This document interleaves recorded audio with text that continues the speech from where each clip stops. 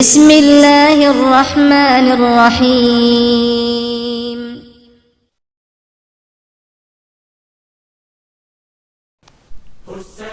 بسم اللہ الرحمن الرحیم اللہم صلی علی محمد و آل محمد عظم اللہ لک الاجر یا امیر المؤمنین علیہ السلام۔ تمام مومنین و مومنات کی نیابت میں مولا امیر علیہ السلام کے حرم پاک میں سید الشہداء امام حسین علیہ السلام کا پرسہ دینے کے لیے ہم آئے ہیں۔ اضطراب کے دور میں چین کی تلاش ہے، اضطراب کے دور میں چین کی تلاش ہے، نوری ملے نظر اس عین کی تلاش ہے، نوری ملے نظر اس عین کی تلاش ہے۔ 14 صدیوں سے ترابی دیکھتے آئے ہیں ہم، آج بھی نماز کو حسین کی تلاش ہے۔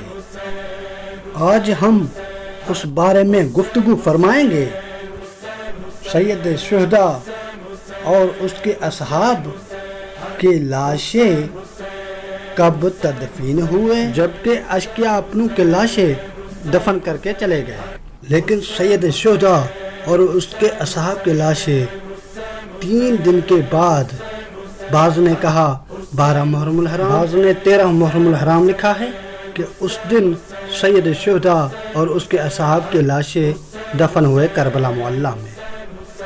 علامہ مجلسی لکھتے ہیں 13 محرم الحرام کو قبیلہ بنی اسد کی خواتین دریا فرات سے پانی لینے آئیں تو انہوں نے سرزمین کربلا پر بہت سے لاشیں بکھرے ہوئے دیکھے، جن کے جسموں سے تازہ خون ایسے بہہ رہا تھا جیسے انہیں آج ہی شہید کیا گیا ہو۔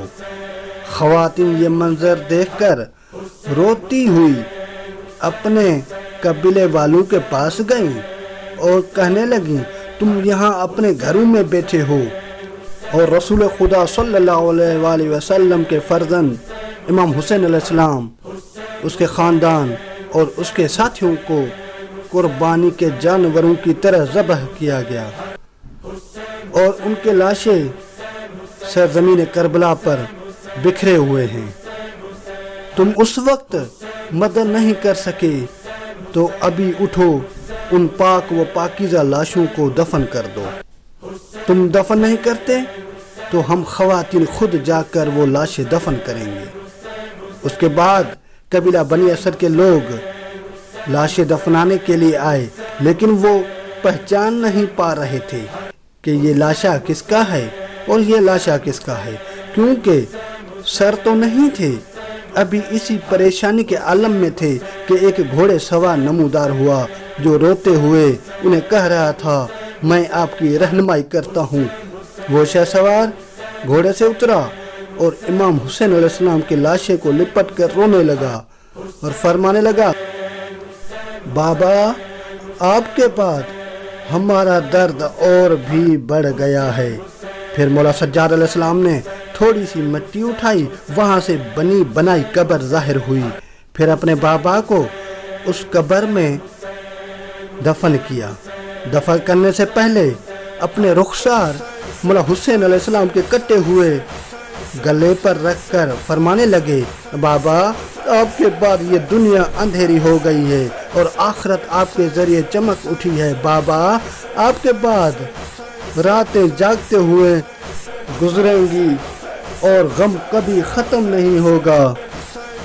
اپنے بابا کی قبر بنا کر مولا نے وہاں یہ جملہ لکھ دیا ھذا قبر الحسین ابن علی ابن ابی طالب علیہ السلام الذی قتلوہ عطشانا غریبا، یعنی یہ حسین ابن علی ابن ابی طالب علیہ السلام ہے جس کو وطن سے دور پیاسا شہید کر دیا گیا۔ اپنے بابا کو دفن کرنے کے بعد مولا سجاد علیہ السلام مولا عباس کی لاشیں پر گر گئے اور کٹے ہوئے گلے کا بوسہ دے کر فرمایا اے بنی ہاشم کے چاند آپ کے بعد ہماری دنیا اندھیری ہو گئی۔ اس شہادت کا درجہ پانے والے میرا آپ پر سلام ہو، خدا کی رحمتیں آپ پر نازل ہوں۔ پھر اپنے چچا عباس کو اپنے بابا کی طرح اکیلے دفن کیا۔ اس کے بعد باقی شہداء کی تدفین میں مولا سجاد علیہ السلام نے بنی اسد کے لوگوں کو شریک کیا اور ہر کے قبیلے والے ہر کی لاش لے گئے اور وہاں دفن کیا جہاں آج اس کا روضہ بنا ہوا ہے۔ مولا سجاد علیہ السلام تمام شہداء کو دفن کرنے کے بعد واپس جانے لگے تو بنی اسد والوں نے پوچھا آپ کون ہیں؟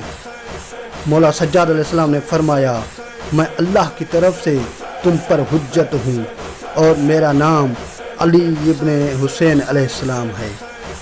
مولا اس وقت کوفے میں ابن زیاد کی زندان میں قید تھے، لیکن اعجاز امامت سے کربلا آ کر اپنوں کی تدفین کی۔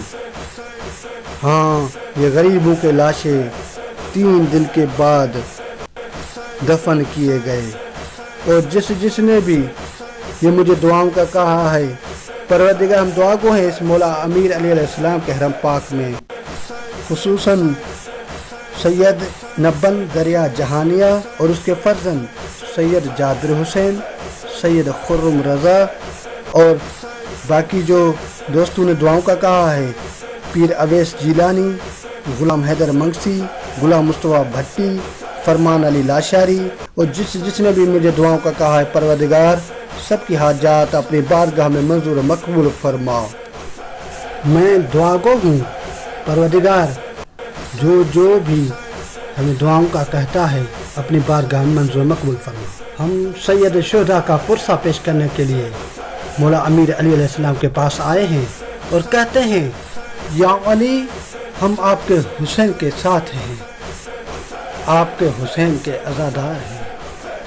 آپ کی اولاد پر جو مصیبتیں آئیں، جو مصائب آئے اور آپ کی مستورات پر جو ظلم ڈھائے گئے، ہم آپ کو پرسہ پیش کرتے ہیں اور اہل بیت کے دشمنوں پر لعنت کرتے ہیں۔ السلام علیکم ورحمۃ اللہ وبرکاتہ۔